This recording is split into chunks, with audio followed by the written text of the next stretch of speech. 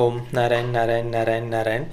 Monster Hunter ये 2020 की Hollywood की साइंस फिक्शन फैंटेसी फिल्म है काइजू मॉन्स्टर्स पर आधारित। इसे भारत के बाहर दिसंबर में रिलीज किया गया था, पर भारत में इसे आज 5 फरवरी 2021 को थिएटर में रिलीज किया गया है। इसके राइटर, डायरेक्टर और को प्रोड्यूसर है पॉल डब्ल्यू.एस. एंडरसन, जो इसके पहले रेसिडेंट एविल इस फिल्म फ्रेंचाइजी के पहले, चौथे और छठे पार्ट को और उसके साथ में ही एलियन वर्सेस प्रेडेटर ऐसी फिल्मों के वे राइटर और डायरेक्टर रह चुके हैं। उनकी ही पत्नी मिला जोवोविच और उनके साथ में टोनी जा मॉन्स्टर हंटर में मुख्य भूमिका में है।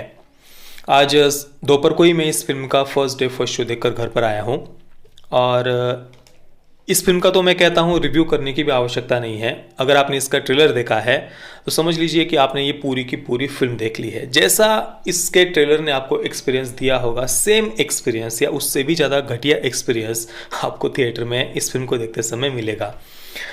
मतलब देखिए, जब फिल्म बहुत ज़्यादा डल होती है, डिसअपॉइंटिंग होती है, तो उस फिल्म के मेकर्स कोशिश करते हैं कि भाई ट्रेलर जितना हो सके बढ़िया या इंटरेस्टिंग बनाया जाए। पर सोचिए, जब इसका ट्रेलर ही इतना ज़्यादा डिसअपॉइंटिंग था तो फिल्म कितनी ज़्यादा डिसअपॉइंटिंग होगी। फिल्म में कुछ भी नया नहीं था। इस प्रकार की फिल्में हम इसके पहले 50 बार देख चुके हैं, काइजू मॉन्स्टर्स पर आधारित, अलग अलग क्रीचर्स पर आधारित, और उसमें भी चलो इस प्रकार की फिल्में देखना सभी को पसंद है जहाँ पर दो बड़े बड़े मॉन्स्टर्स एक दूसरे के साथ में लड़ रहे हैं या फिर ह्यूमंस, मनुष्य इन मॉन्स्टर्स के साथ में लड़ रहे हैं। फिल्में ऐसे देखना सभी को पसंद है, चाहे वो कितनी भी बार क्यों ना बने।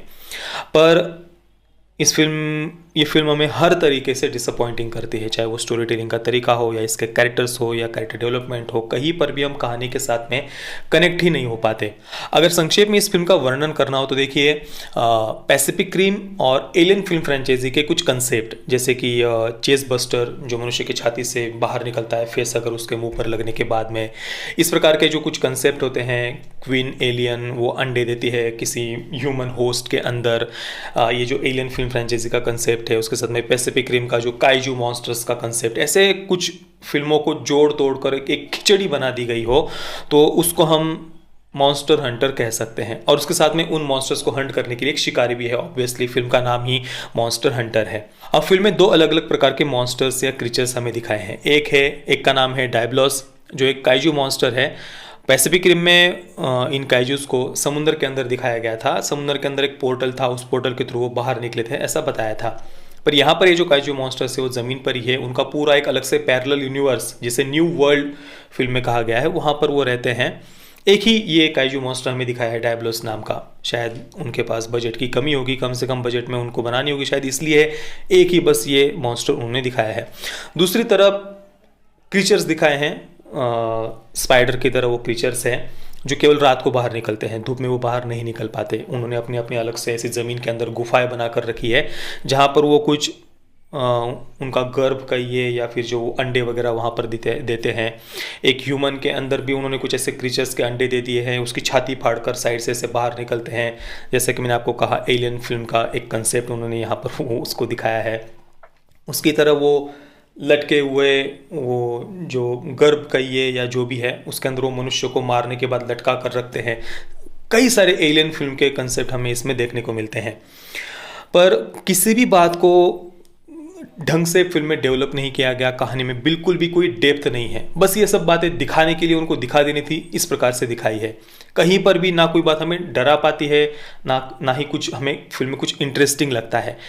आज भी अगर हम एलियन फिल्म्स को अगर हम देखें तो वो अभी भी फिल्म्स हमें डराती है। सच में एक हॉरर फिल्म से भी कई ज़्यादा वो फिल्म्स हमें डराती है। कुछ पार्ट्स, सभी के सभी पार्ट्स की मैं बात नहीं कर रहा, पर ये फिल्म तो हर प्रकार से बस हमें निराश ही करती है। अब बात करते हैं फिल्म की कहानी के बारे में। अब देखिए, एक तो ट्रेलर में लगभग उन्होंने पूरी की पूरी कहानी दिखा दी है। ऊपर से फिल्म की कहानी इतनी ज़्यादा प्रिडिक्टेबल है, इतनी प्रिडिक्टेबल है कि कोई बच्चा भी बता सकता है कि भाई अब फिल्म में आगे क्या होने वाला है। दो दुनिया उन्होंने हमें दिखाई है, एक है रियल वर्ल्ड यानी हमारी दुनिया, और दूसरा एक पैरेलल यूनिवर्स जिसे न्यू वर्ल्ड फिल्म में कहा गया है। अब ये जो पैरेलल यूनिवर्स है, वहाँ पर एक प्राचीन सभ्यता रहती थी जिसे बड़े बड़े इन काइजू मॉन्स्टर्स ने और इन क्रीचर्स ने नष्ट कर दिया है। उस सभ्यता के कुछ ही लोग अभी बचे हुए हैं और उन लोगों ने इन मॉन्स्टर्स के साथ में जीना सीख लिया है जैसे जैसे। इधर रियल वर्ल्ड में यूएस मिलिट्री का एक ग्रुप अपने एक साथी ग्रुप को खोज रहा है क्योंकि वो गुम हो गया है। उनको खोजते हुए अचानक से एक पोर्टल क्रिएट हो जाता है और ये पूरा का पूरा इन सोल्जर्स का ये ग्रुप उस पोर्टल के थ्रू इस पैरेलल यूनिवर्स में आ जाता है और वहाँ पर ये बड़ा काइजू मॉन्स्टर डायब्लोस जिसका नाम है वो इनके पीछे पड़ जाता है और साथ में ही वो रात वाले क्रीचर्स तो है ही। इसके अलावा टोनी झा ने उस प्राचीन सभ्यता के एक शिकारी का कैरेक्टर प्ले किया है जिनके पास में अद्भुत शक्तियों वाले अस्त्र शस्त्र होते हैं, स्पेशल पावर्स वाले हथियार होते हैं जिनसे वे उन मॉन्स्टर से लड़ते आए हैं। अब ये जो टोनी झा का कैरेक्टर है वो फिल्म में उनकी अपनी एक अलग से भाषा में बात करता है जिस भाषा को फिल्म में हमें एक्सप्लेन नहीं किया गया। साथ में ही वो अपने इन हथियारों को चलाना यूएस मिलिट्री के ग्रुप से जो एक सदस्य बच जाती है कैप्टन नेटाली, उसको वो इन हथियारों को चलाना सिखाता है। इसके बाद में ऑब्वियसली वो क्या करेंगे दूसरा, उस डायब्लोस से वे लड़ते हैं और ये सब कुछ भी वो ऑलरेडी ट्रेलर में दिखा चुके हैं। इसके साथ में जो टोनी झा का कैरेक्टर है वो भी थोड़ा सा हमें कंफ्यूज लगता है।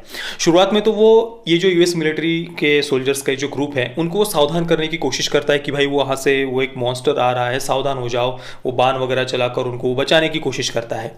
पर बाद में यही टोनी झा का कैरेक्टर वो कैप्टन नेटाली से लड़ता है और उसके पीछे कोई भी रीज़न नहीं दिया गया कि भाई वो क्यों लड़ रहा है। बस एक ही रीज़न हमें जो समझ में आता है वो ये कि भाई टोनी झा के जो कुछ एक्शन सीक्वेंसेस है उनको फिल्म में उन्हें दिखाना था, इसलिए बस ज़बरदस्ती उसे लड़ते हुए दिखाया है। पर भाई चलो, आपको कुछ एक्शन सीक्वेंसेस को दिखाना भी था, उनको लड़ते हुए दिखाना भी था, तो कुछ प्रॉपर ऐसा उस कैरेक्टर को ढंग से उन्हें डेवलप तो करना चाहिए था। अब इतने एक प्राचीन सभ्यता, उनके ऐसे स्पेशल पावर्स वाले हथियार वगैरह, इतना कुछ वो कहानी में था पर उसको ढंग से वो दिखा ही नहीं पाए।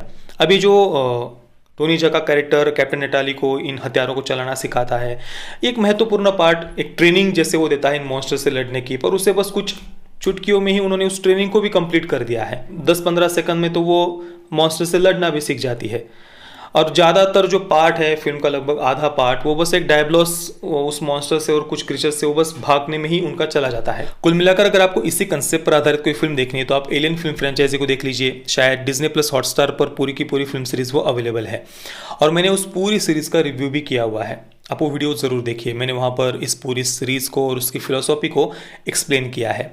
यानी मॉन्स्टर हंटर, इसे मैं तो कम से कम किसी को सजेस्ट नहीं कर पाऊंगा।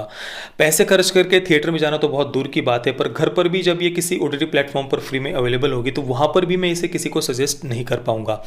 मैंने आज इस फिल्म को 3D हिंदी में देखा, डबिंग बढ़िया थी, कहीं पर पता भी नहीं चला कि मैं कोई डब्ड वर्जन देख रहा हूँ। 3D इफेक्ट्स ठीक ठाक थे, मतलब उनके लिए कोई थिएटर में जाकर आपको इसे देखना चाहिए ऐसा तो बिल्कुल भी नहीं है। मैं मॉन्स्टर हंटर को दूंगा 4.5 आउट ऑफ 10 स्टार्स।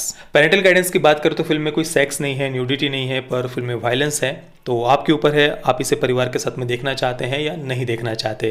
बाकी आपने अगर इस फिल्म को देखा है तो आपका एक्सपीरियंस कैसा रहा मुझे आप नीचे कमेंट में ज़रूर बताइए। जय श्री राम, वंदे मातरम।